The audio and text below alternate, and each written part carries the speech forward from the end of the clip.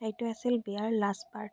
আৰু কইনা থোৱাৰ পিছত মাহঁতে কিছুমান নিয়ম কৰি আছে, যিহেতু দৰা অহাৰ আগতে নিয়মবিলাক কৰিব লাগে আৰু সুৱাগ তোলা নিয়ম বুলি কয়।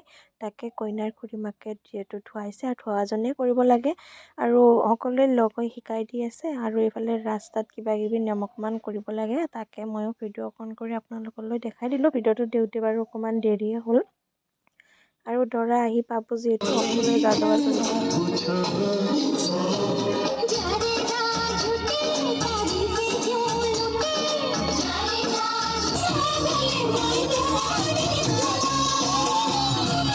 আৰু দৰা অহাৰ পিছতো নিয়ম কিছুমান থাকে, তাকে কৰি আছে আৰু কইনাক ভিতৰলৈ নিব আগতেও অকণমান নিয়ম থাকে, তাতে সকলোৱে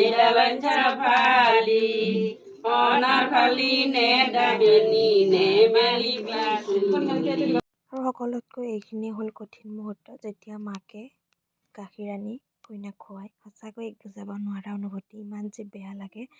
আৰু সকলোখিনি নিয়ম কৰাৰ পাছত কইনাক ভিনীয়াকে লৈ আহিলে আৰু উলিয়াই আনিলে আৰু ইফালে বহাই দি তেওঁলোকৰ বিয়া আৰম্ভ কৰিলে। 14 বছৰ ভাল পাই সফলতা অৰ্জন কৰিলে দুইজন যে আজি কিমান হেপী। বাৰু দুইজনলৈ শুভেচ্ছা থাকিল আৰু আজিলৈ ইমানেই আছিলে। বাই।